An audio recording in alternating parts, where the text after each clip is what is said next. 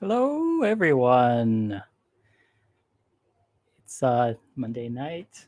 It's time for the Simpsons bracket, the Bart kit. It's week 15. 15 weeks into the 508 week bracket we've got of all 508 episodes of the first 23 seasons. I'm gonna open my can here. Gotta figure out what the best episode of The Simpsons is. We might have found it this week. I don't know.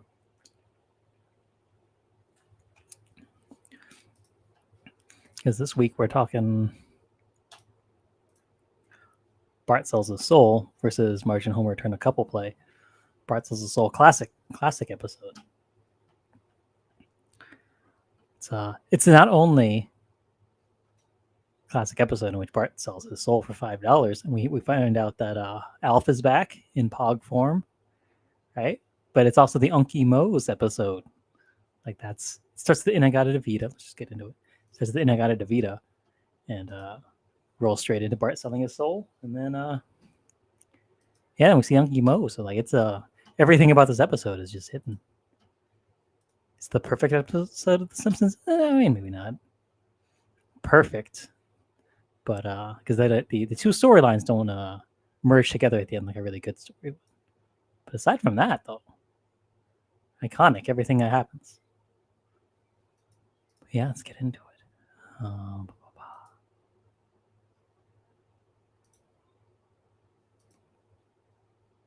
So Bart Sells His Soul. Season 7, Episode 4. Right? Episode 4? Yeah. Episode 132. Released October 8th, 1995. I just started 5th grade. So yeah, I was right around Bart Simpson's age. Right? I was 10? Yeah, 10 years old. I was same age as which one of the Flanders was? Flanders was that had a birthday in this one. It was Todd? Yeah, it was Todd's 10th birthday. He's the big one. So yeah, I'm Todd Flanders' age. That's important. Let's see. Yeah, this episode, it opens up with everybody with Bart sneaking in Agata Davida by Iron Butterfly into the hymnals for everyone to sing at the church, and goes on for 17 minutes. Which, if I think I know about that song, I know in this episode of The Simpsons. So is it actually 17 minutes long? What even is it? Did Iron Butterfly do anything else? Oh, so let's pull up the Wikipedia.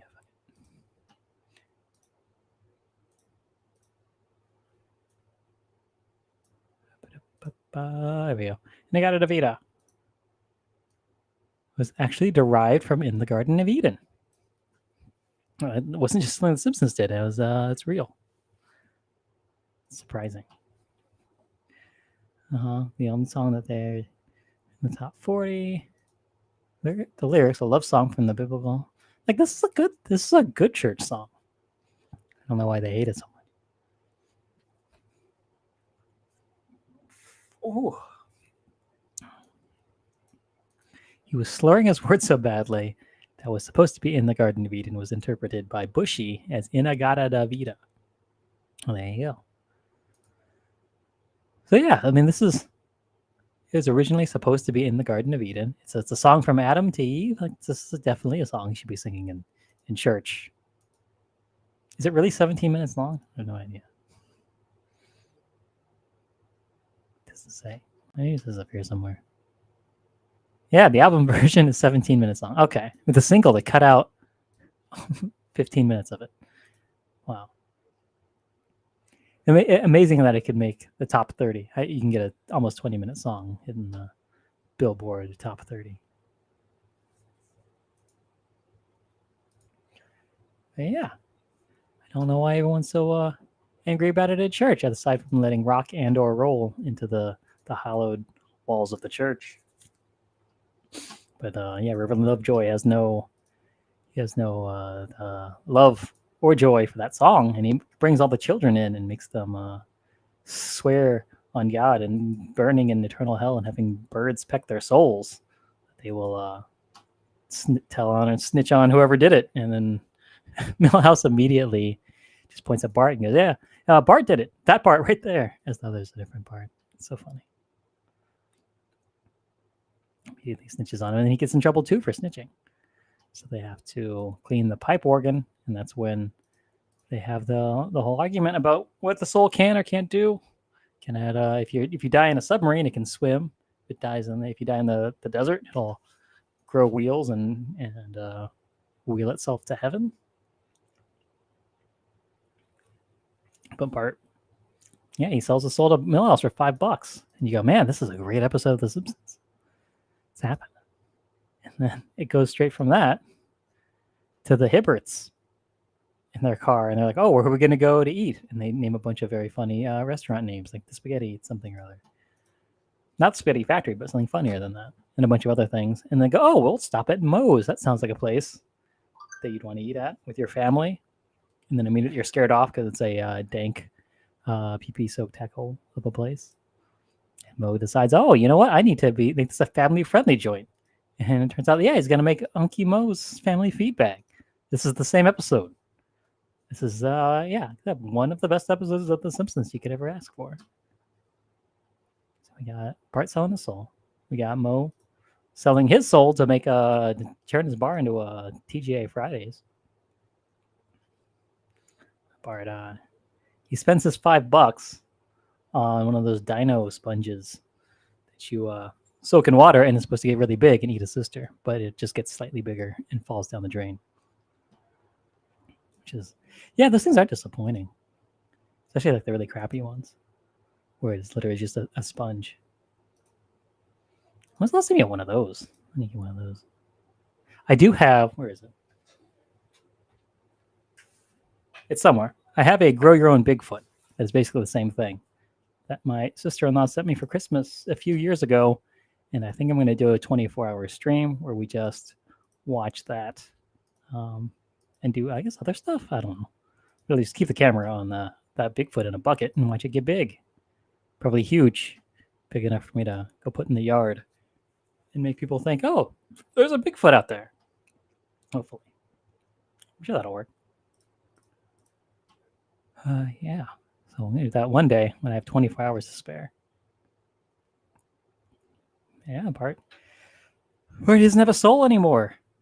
He doesn't find Itchy and Scratchy funny. The Itchy and Scratchy in this episode is Itchy dropping stuff off of the Space Needle and trying to impale Scratchy with it. It's very funny. He throws up. There's a penny at him, and it zooms past him at the speed of sound. Busts a hole in the sidewalk. I always wanted to throw a penny off of a giant building and see if it would kill somebody. No, I guess I didn't really want to do that. But does that happen? No. Maybe. Has anyone ever been killed by a penny falling off a skyscraper? Penny. Sky. Scraper. Mythbuster. Oh, they did Mythbusters on it. Oh, they busted it. Terminal velocity, 65 miles an hour. Yeah, that's not really enough for a penny to kill someone, is it? Speed is too slow, and then penny's mass is too small. Even if you fire a penny from a rifle, it's unable to penetrate concrete or a ballistic gel dummy's skull. There you go. So you can safely throw pennies off of skyscrapers and not hurt and not kill anyone, at least. It won't penetrate their skulls with your pennies. So just, yeah, freely. I mean, pennies are trash money anyway, so throw them away. Throw them off a skyscraper. It's fine. Oh yeah, and then Bart, he doesn't have a soul. He doesn't find Itchy and Scratchy funny. He can't go through the automatic doors, the Quickie Mart, because you need a soul for that. This is where everyone learned that if the automatic doors don't react to you, automatic hand dryers, anything like that, it's because you don't have a soul. And this is where it all comes from. And how many kids today don't even know that? They just know that souls are what are detected by those lasers. They don't know it goes back to The Simpsons, to 1995, October 8th, 1995. Kids today. Yeah, Bart. He has a dream about everyone, all the other kids playing with their souls. He's got to paddle the boat by himself, and they're all going to Oz for some reason.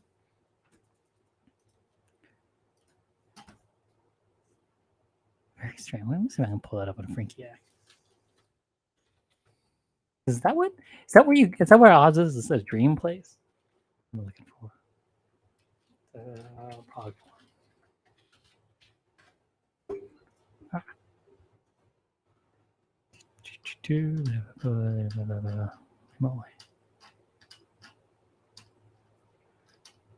Yeah, even Nelson has a soul. He pranks Bart because Bart's all sad without a soul in the dream world. And Nelson says, "Hey, it's okay. I'm still behind you," because his soul is kneeling behind Bart so he can push him over. Which is also a funny bully prank that I've never done to anyone or have done to me.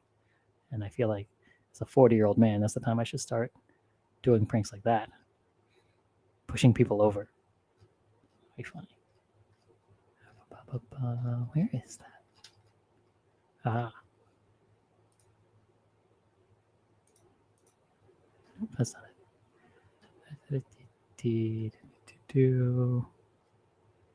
Oh.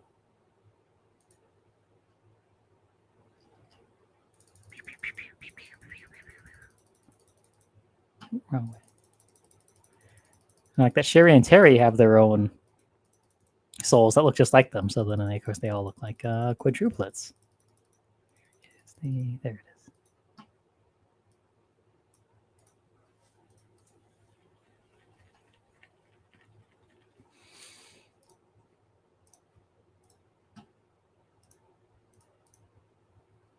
Yeah, they're all going to Oz, the Emerald City. I don't know why. Guess it's a dream thing that you do. But yeah, Mo, he makes Uncle Mo's family feed bag, where the guarantee is that if he's not smiling when you get your check, you eat for free, which is nobody asked for that, Mo, but there you go. Now you've got it. We got Mo's big, stupid, scary smile. It's very funny. Which is I don't know the difference between a good idea for a tattoo or a good idea for a T-shirt, but this needs to be one of those.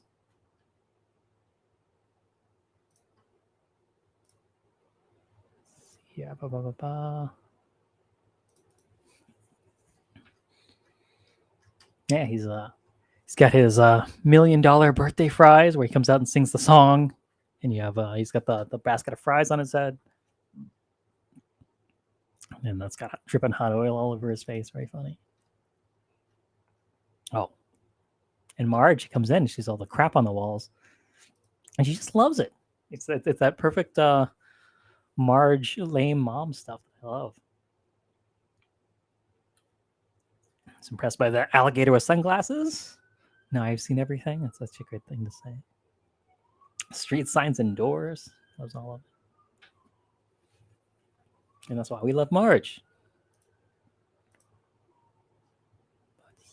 Yeah. And then this was my Frinkiac for the episode. Was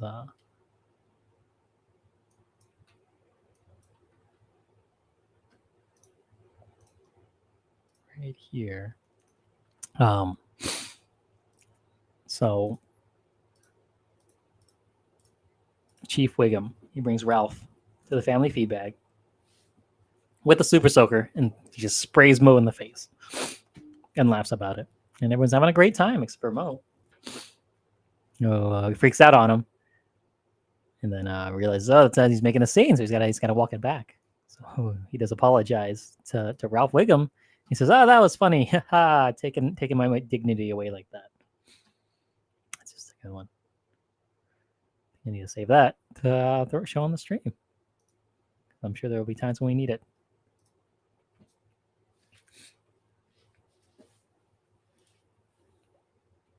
Let's see.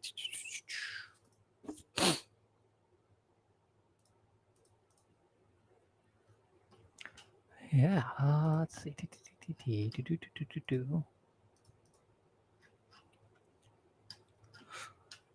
Yeah, and then Unky Mo. Oh, and Sherry and Terry, it's their birthday. It's Sherry and Terry's birthday. It's Rod's birthday or Todd's birthday. Which one is it? I forget. Is this the big one? Todd? Rod. It's everyone's birthday. They all share the same birthday. Is he one of the twins? Is he the third twin? Is that what we're gonna find out? Separated from birth, he was the boy twin. Where is it's Rod. It's Rod's birthday. He gets the $1 million birthday fries disease. The big 10-0. Same as Sherry and Terry. They're the same birthday. Birthday twins. Birthday triplets. What I love about what we learned about Sherry and Terry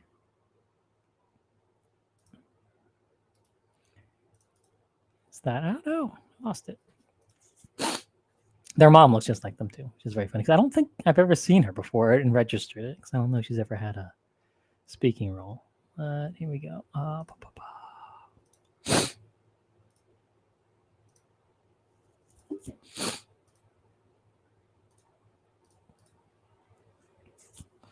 Yeah, there she is, right there. The one with the purple hair and the glasses. Also, Patty and Selma are there. I didn't notice that. I guess, are they just friends because they're twins? That's the, we got to figure out the root of that relationship. Never seen such a thing.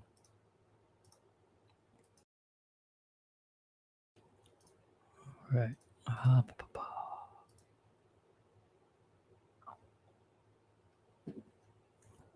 Oh, and then while they're at the restaurant, Lisa decides she's going to say grace, and she has God bless everyone's soul, her soul, mom's soul, dad's soul, Maggie's soul, every soul, except for Bart's, because Bart doesn't have a soul anymore. And he runs out in fear and anger to go find his soul. Runs straight off to Millhouse's house, where a spaceman is there and tells him that he's in great danger and he has to leave because they're spraying for potato bugs. And Millhouse is at his grandma's place. So he has to go all the way across town because it turns out that Millhouse's grandma's house is on 257th Street, and Bart was on 3rd. That's 254 streets he's got to go across.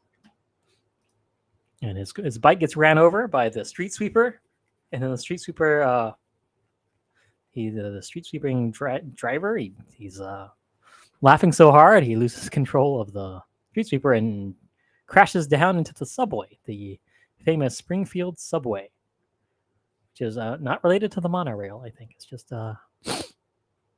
maybe just one leftover station here on the sidewalk on 2nd Street, 3rd Street.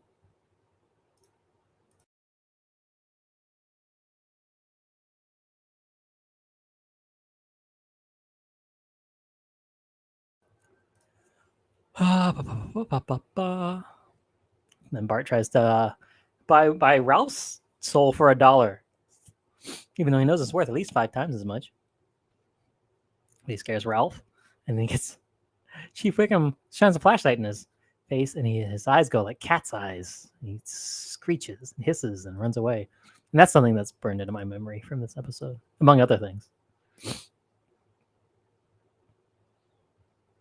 Because that's when he goes to the grandma's house, knocking on the door, 2 o'clock in the morning. Grandma Milhouse, Grandma Van Houten. She's like, call her at this time of night? Okay. And answer the door, but you dial 9-1, and then when I say so, dial 1 again. And that, of course, is another great thing to say all the time. That comes from The Simpsons. Yeah, Bart Milhouse can't play with them because it's 2 o'clock in the morning. But Bart just wants his soul back. Milhouse's dad tells him to give him his soul back. He's got to go work in the morning. But Milhouse, he doesn't have the soul anymore. Because he sold it to the comic book guy in exchange for some cool Pogs. Alf Pogs. Remember Alf? They're back in Pog form. Which is so funny that you can never say Pog or Alf without anybody saying that in response. And it's been 28 years. 25 years? 27. It's 28 years. 28 years. And you still can't mention Pogs or Alf.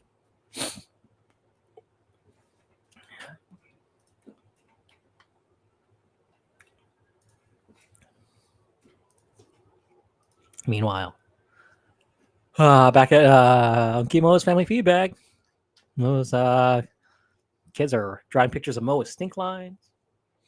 Cute little girl says, "Hey, Uncle Mo, my soda's too cold. It makes my teeth hurt."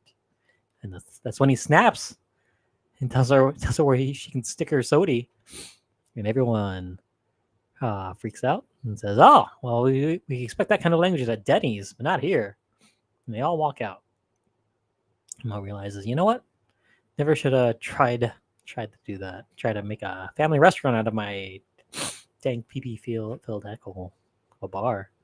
Turns up back into Mo's Tavern after blowing $50,000-$60,000 on it.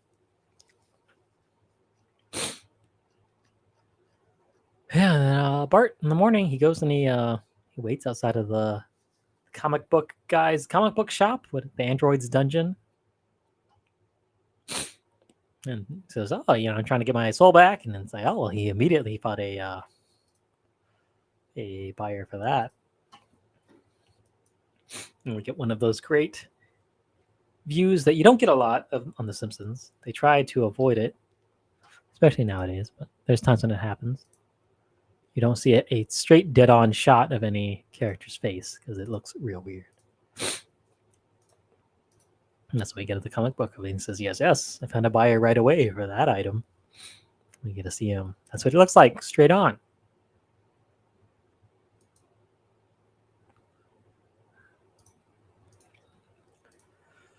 Bart, he's losing hope. He gives up. He's given up.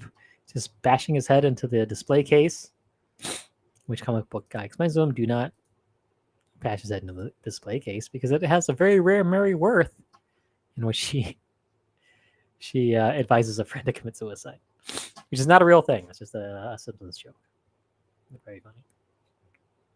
Yeah, and Bart Holmes goes home and he prays to God for his soul back. Because we don't know. We don't know who's got the soul. Some weirdo went to a comic book store, bought a child's soul. He's genuinely remorseful for selling a soul. And realizes the value of his soul, and then his soul falls from the sky onto his bed. This came from Lisa. She bought it. She's a good sister. She saves the day, and Bart immediately eats the paper with the soul on it. Which reminds me, the funniest thing about this whole soul thing, I don't think I ever really paid attention to before, is that when Bart does sell his soul to Milhouse, he does write it on a piece of paper. And it says, Bart Simpson's soul. And it's written on the, where is it here? It's written on stationery from the First Church of Springfield, which is very funny. Bart Simpson's soul.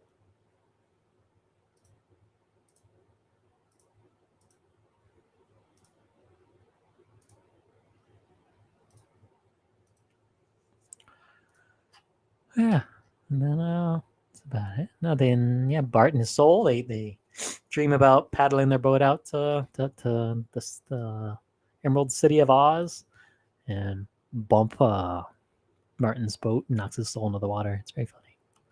There we go. That's when we learn that Bart Simpson does have a soul now after selling it. Oh, that reminds me, when I was in, it had to have been 8th grade, 7th grade.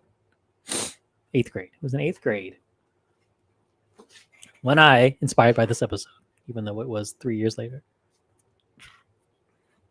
I would start buying kids' souls for $1 at school. And I think I own like 3 or 4 kids' souls, and I don't know who those kids are. I don't remember their names, but I know that I did it. So technically, I do own their souls, even though I don't know if I have them. I definitely don't have the papers anymore. So who knows where their souls are? So too bad for those people. But that's what you get when you sell your soul to a 13-year-old for $1. They don't take very good care of it. I don't even know how to find those people, or if the papers are anywhere, maybe at my parents' house. I don't know.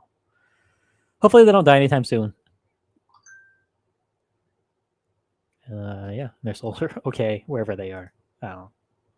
Yeah, that's Bart's soul. One of the greatest episodes of The Simpsons ever. Very, very hard beat. And I don't think it'll be beat by the other episode this week.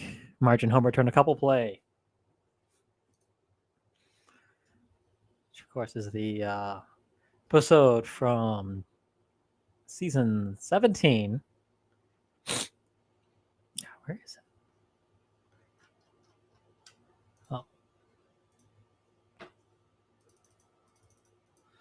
Episode 22. That was 10 years later, right? 2005. The Dark Ages of The Simpsons. Plagued by poor writing and too many over-reliance on celebrity cameos, which this definitely has. It's Mandy Moore as Tabitha Vix, who is not a stripper. She's a pop star that dances around like a stripper. So the episode picture for this, where is that? Yeah. The episode picture for this makes you think that it's going to be somehow about a stripper because she's doing pole dancing stuff, but it's actually just she sees a dirty lamp post and needs to polish it with her body by pole dancing on it. And then Bart sees her and tries to give her money because he thinks she's a stripper. It's not good. It's gratuitous in like not a fun way. Let's see if I can find that.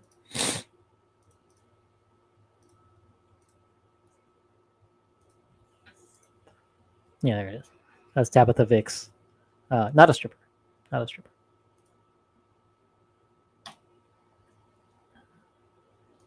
Yeah, it's What happens in this episode? So, Homer, and the family, they all realize that the Springfield Isotopes, the minor league baseball team, they're winning because of this new dude, new player. Got a fun name. I forgot it already. He's doing it right. Well, even before that, before we even get to that, opening of the show, right? Opening credits. We get the full extended opening credits where Bart he's writing on the chalkboard, right? Chalkboard gag says, "Have a great summer, everyone." And he skateboards through the entire town, which is the sign of an episode that's going to be shorter because they have to pad it out by putting extra time into the opening credits. And then when we get to the couch gag, the couches come to life and start trying to kill people and chasing them around town. So it was an extended thing. It's like 2 minutes long. Once again, using up more time that doesn't go into the episode because they didn't have enough for the episode. And it starts open. It opens with like a cold open. They're watching TV about a show called Hunch, which the cops don't have any evidence. They just have a hunch, and they're able to catch criminals that way. Funny, but yeah, it's just what you do when you don't have anything else to put in an episode. You can put that anywhere. Yeah, but they see on the news that the Hoops are winning, which means that all the Fairweather fans are out. And Homer says, "All right, to the bandwagon, everyone!" And then they go to the stadium, and they see that Buck Mitchell, the home run king, is there, hitting home runs and being great at baseball. And his new wife comes out to sing the American national anthem. And then she's dressed like Amish or something. Then she strips off her clothes and dances around and sings some other song, kind of like a Britney Spears kind of thing. Or I think this is a parody of, who was it? I looked it up. Tony Romo when he was dating Jessica Simpson. When was that? I think he was playing worse, and people blamed it on their relationship. When was that? Around this time, right? 2005. Oh, did they get married? Wow, whole thing. It's a whole thing. Tony Romo and Jessica Simpson. Yeah, that's what the yeah. So Tabitha Vix is based off of. And instead of football, it's baseball, which is more American. I don't know. Yeah, and then let's see, yeah. So this dude, what's his name? Buck Mitchell. He hates it. He hates seeing his pop star wife dancing around and shaking her lady bits, even though that's what her whole deal was before they got married. Now she thinks she needs to cut it out. And they see Homer and Marge kissing on the jumbotron and go, "Oh, that's what real love is. We need to learn from them." So they decide, you know what? Buck Mitchell decides, I'm gonna have Homer Simpson teach me how to love my wife properly. And yeah, they just go straight to Homer's house and makes him be their marriage counselor. And they never really give them any advice. They just kind of make them sign a bunch of baseballs. It's not a good episode. But let's see.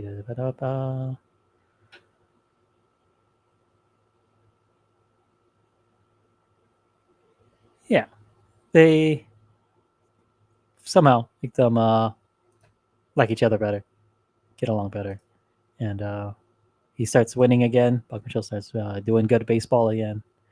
Like, oh, it's because the Simpsons. Because Homer and Marge are such good marriage counselors. Tell Tabitha she's got a concert one night, and she's eating fried chicken afterwards, and Homer comes to the dressing room to congratulate her. And then he falls in love with the fried chicken and gets greasy chicken fingers. And she wants him to give her a massage on her back, a back massage with his greasy old chicken fingers. And of course, anytime a woman gets a massage, I purely platonic massage from somebody, they have to make real loud sex noises. And Buck Mitchell hears it, busts in, and punches Homer in the face. So yeah, you can't be on my wife. And Homer's like, yeah, this is gonna really.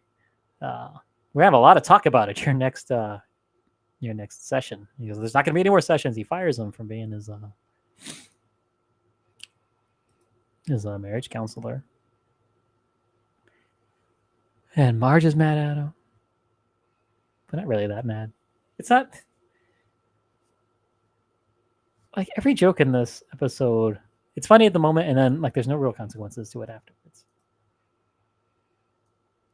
So like with Marge being mad about the chicken grease massage, just means that she won't help him with the next part where he tries to get them back together, and that's good enough for her. And she forgives him later on, just because there's no reasoning for it. But in order to get Buck Mitchell to play good baseball again, Homer hijacks the Duff blimp, ties up Duff Man, and spells out a message to Buck saying that Tabitha loves her, even though she's not there. And then he hits a home run so hard it busts through the balloon, and he thinks he's killed his wife, but he's not in there. Just Duff Man. And it's when we find out that Marge, she runs up to the thing, control booth, and there's another Duff Man up there. There's 3 Duff Mans working on working that night at the stadium. So don't tell the kids because it will be disheartening or something. What's he saying? Where's that? I have it down here somewhere. I don't know. But yeah, it's the first time I knew that there were multiple. This is not the first time we've seen multiple Duffmans. I think we've learned before the Duffman's replaceable, the extra Duffmans, to replace the original Duffman. But I think this is the first time you see multiple Duffmen together. Oh, where's the thing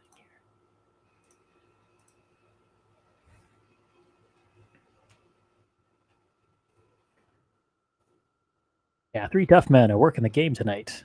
Don't tell the children. It's disillusioning.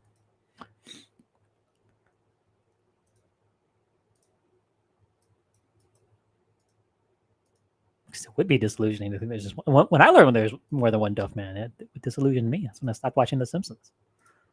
Back in 2005. When was this? This episode came out May 21st, 2006. So yeah, grown man at that time. 21 years old, so I was probably drinking when this episode came out. Because that's what you do when you're 21 and 4 months old. Yeah, so the last episode of the season. Not a good time for The Simpsons. This is 2006. But yeah, so what happens after that? Yeah, so Homer gets them back together. They drive off in the baseball-shaped cart, and that's the end of the episode. Not good, very forgettable. I watched it twice today, and I still couldn't remember what happened without looking at notes. So here's the thing here. So yeah, we have to pick a winner of these two. Right, Bart Sells the Soul versus Marge and Homer Turn a Couple Play. Where is the thing? Hold on. I mean, it's pretty obvious. Because the Bart Sells the Soul, one of the greatest episodes of The Simpsons of all time. Always going to be in a top 10 list. Very important. Where's that? Show seats.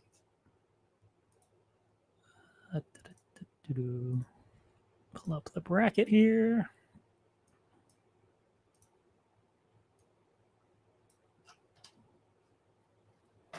Yeah, Bart Sells the Soul, seated number 32. Marge and Homer Turn the Couple Play, seated number 481 for a reason, because Bart Sells the Soul is 10 times as good, probably. That's why it's moving on. And we will next see it in week 264, which is 5 years from now, against the Fat and the Furious, which once again, spoiler alert, I think I know who's going to win that one. That's that. Oh, wait. Next week. Uh-oh. Ooh, next week's going to be a good one. I'm going to pull this up. Pull it back up. Put it back on the screen. Springfield with a $sign, or how I learned to stop. So I had to cut this one short because it wouldn't fit this bracket. That's the casino episode, season 5, when we learned that Marge has a gambling addiction. And the full title is Springfield, or How I Learned to Stop Worrying and Love Legalized Gambling, versus the Scorpion's Tail, which could be anything. Who knows? Let's see, what's the seating on that one? It's going to be another landslide one. Number 17 versus number 496. Yeah. Okay. That's that. I need to make the Venn diagram this week. Let's do that. I have to go to Canva to do that.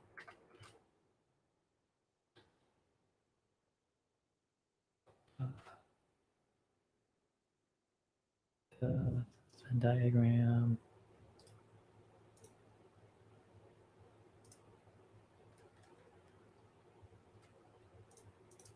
Yeah, this was kind of a tougher one to come up with a Venn diagram for.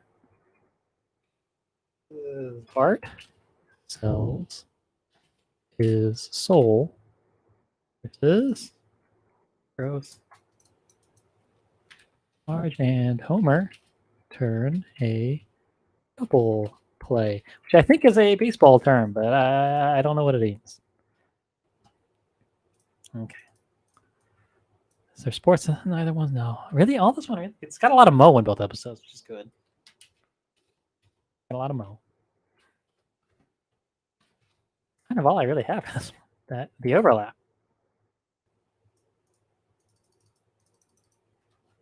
Homer turn a couple play. I guess it's a Homer episode. Not really. Not really in any kind of episode. Bart episode.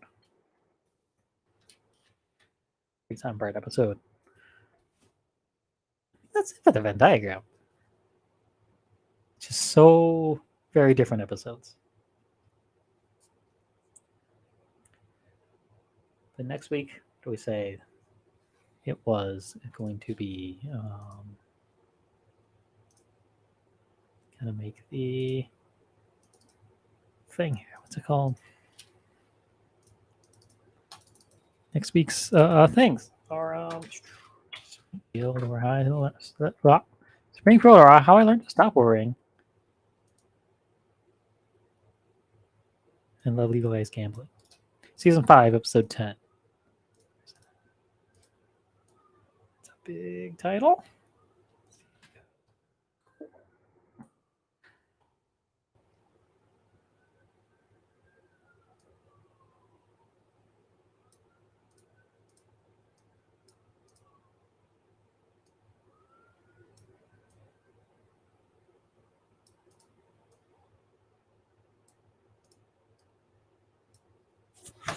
What is the picture for that look like?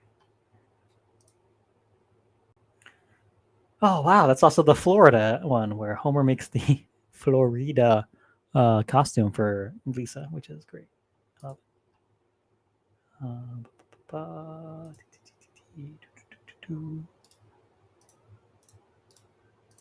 And they have their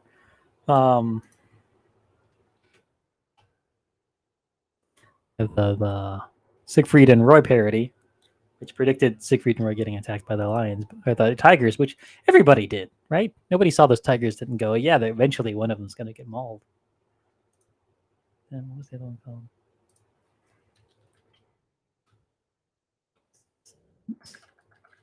Scorpion State. What could that even be about? Season 22, episode 15. I haven't seen it.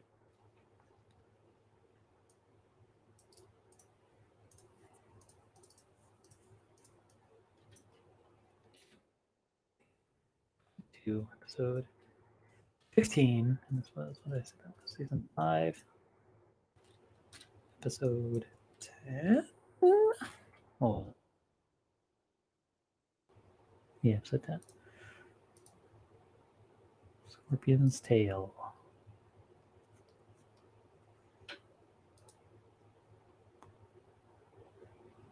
Oh, Lisa makes friends with the scorpion, I guess? Interesting. Lisa and bug stuff. I mean, we did Burns and the Bees when she had the beard of bees. That was pretty funny. So it's not like it can't be good. But it's definitely not a classic episode. Big here.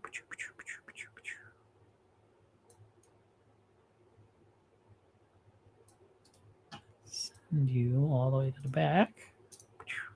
All the way to the back.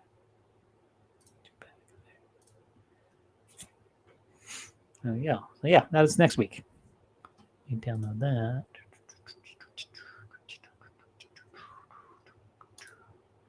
What is PNG? Okay. What else we gotta do? We also got to do the where these episodes are ranked in all of the episodes of The Simpsons.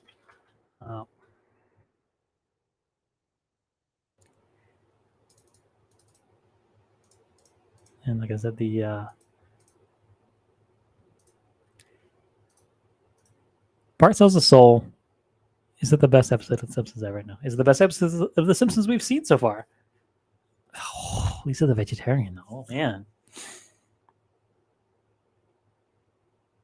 What was the B story in Lisa the Vegetarian? Ooh. It was Homer's Ruined Barbecue, which is better because it was about two characters that care about each other and were affected by each other's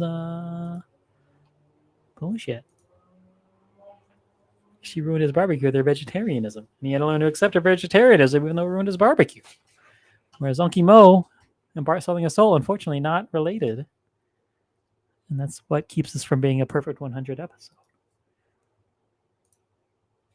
So that makes this Bart Sells his Soul season 7, which I think still might be the best season of The Simpsons. Second best episode of The Simpsons so far. Whereas Marge and Homer turned a couple play, very forgettable. Not bad. There was funny stuff. I don't care about so many of the people in it. Stuff. How far down does it go? Definitely above Simpsons Safari, above Midnight RX, above My Mother Carjacker, which is even more forgettable. Burns and the Bees. That's something that I liked in the end.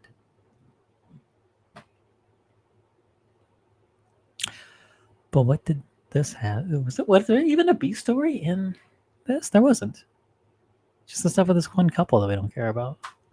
And Marge and Homer's relationship that isn't focused on in any strong way. Dangerous Girls is better. Good, the Sad, and the Drugly. Okay, it's in this area here. Under Good, Sad, and the Drugly, above Burns and the Bees. Yeah. It's not as annoying as Burns and the Bees. The Burns part of the Burns and the Bees was more annoying. But the pharmaceutical company takedown stuff was better in Good, Sad, and the Drugly. This is where it goes. Marge and Homer turn a couple play. So what is a couple play? I don't know. 17. All right. I think that's all the closing bits we have that we do at the end of the stream. So that's it. Next week is not that. Hold on. Next week is whatever it was I just said it was. Oh, God. Next week, yeah. Next week, Springfield, or how I learned to stop worrying and love legalized gambling.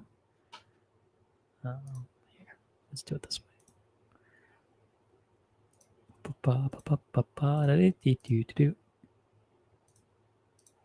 Next week, Springfield, or how I learned to stop worrying and love legalized gambling versus the Scorpion's Tail. That's what we're gonna find out. Who was the best episode? Who could it possibly be? One is very memorable, one isn't, but who knows? And yeah, that's it. thank everyone for watching this week.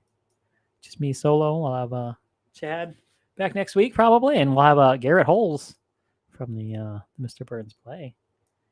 The esteemed actor Garrett Holes will be here next week to talk about the casino episode and the Scorpion episode. To see everybody there. Yeah, that's it for tonight. I wonder if there's anybody who's out there that I can rate out to. It's time. Yeah, that's good. All right. Oh, no, we're just gonna say good night here, and bye bye. We'll see you all next week.